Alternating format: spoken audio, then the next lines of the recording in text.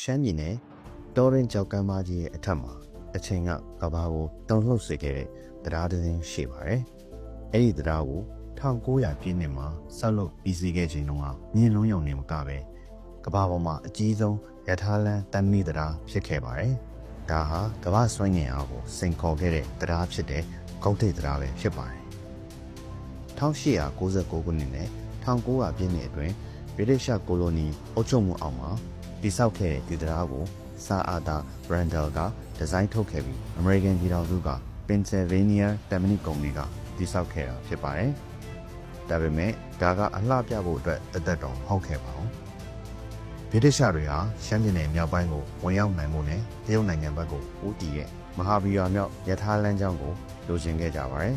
။ဒီလိုလုပ်နိုင်ဖို့အတွက်အခြားဘယ်တရားနဲ့မှမတူတဲ့တရားတစ်စင်းကိုသူတို့လိုအပ်ခဲ့ကြပါတယ်။ဂုတ်ထိပ်တရားဟာကြောက်ကမ်းမနက်ကြီးတစ်ခုကိုဖြတ်ပြီး689မီတာ2260ပေရှည်လျားကမြေပြင်အထက်102မီတာ335ပေအထိမြင့်မားစွာတည်ရှိပါတယ်။တမ်မနီအပိုင်းစာတိုင်းကိုအမေရိကန်ကနေသင်္ဘောနဲ့ပို့ဆောင်ခဲ့ရပြီးမြန်မာနိုင်ငံရဲ့ဝေးလံခေါင်ဖျားတဲ့ဒေသစီတည်ယူပြီးလက်နဲ့တပိုင်းချင်းစီတက်ဆင်ခဲ့တာပါ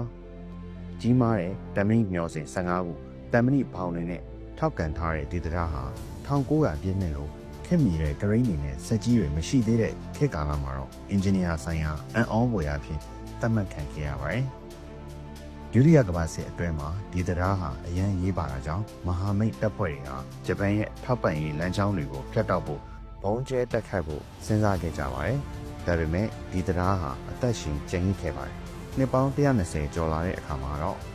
ရထားတွေဟာတန်တရာရဲ့တမ်မနီဘောင်ပေါ်ကိုဖျက်သွားကြတဲ့အခါအလွန်နှိမ့်ခွေးစွာပဲသွားလာနိုင်ခဲ့ပြီးခီးသည်တွေကသူတို့ရဲ့ခြေထောက်အောက်မှာတမိုင်းရဲ့တုံခါမှုတိုင်းကိုခံစားနိုင်ခဲ့ကြပါတယ်။ဂုတ်ထိပ်တရားကိုအင်ဂျင်နီယာပညာရပ်ဆိုင်ရာအအောဝယ်တစ်ခုဖြစ်ချီးကျူးခဲ့ကြပါတယ်။ဒါပေမဲ့တမ်မနီတွေနဲ့မမမမရက်နေတဲ့မန်နိုင်တွေရဲ့နောက်ွယ်မှာနောက်ထပ်အမှန်တရားတစ်ခုရှိနေပါတယ်။မြန်မာအလုပ်သမားရာပေါင်းများစွာဟာကျန်းနံပြီးအန်ဒီရဲ့များရဲ့အခြေအနေတွေအောက်မှာပင်မဲဆင်းရဲစွာအလုပ်လုပ်ခဲ့ကြပြီးအများအပြားဟာလည်းအိမ်ကိုဘယ်တော့မှပြန်မရောက်ခဲ့ကြပါဘူး။သူတို့အတွက်ကတော့ဒီတရားဟာအာဏာနဲ့အကျိုးအမြတ်အတွက်ရည်ရွယ်တဲ့ရထားလမ်းတစ်ခုတည်းမဟုတ်ပဲစွန့်လွတ်အနစ်နာခံမှုရဲ့ပြရုပ်တစ်ခုလည်းဖြစ်ပါတယ်။ဒီတရားဟာတမ်မနီတွေနဲ့တည်ဆောက်ထားတာမဟုတ်ပဲမြန်မာလူမျိုးတွေရဲ့အသက်တွေနဲ့ပါတည်ဆောက်ခဲ့တဲ့တရားလည်းဖြစ်ပါတယ်။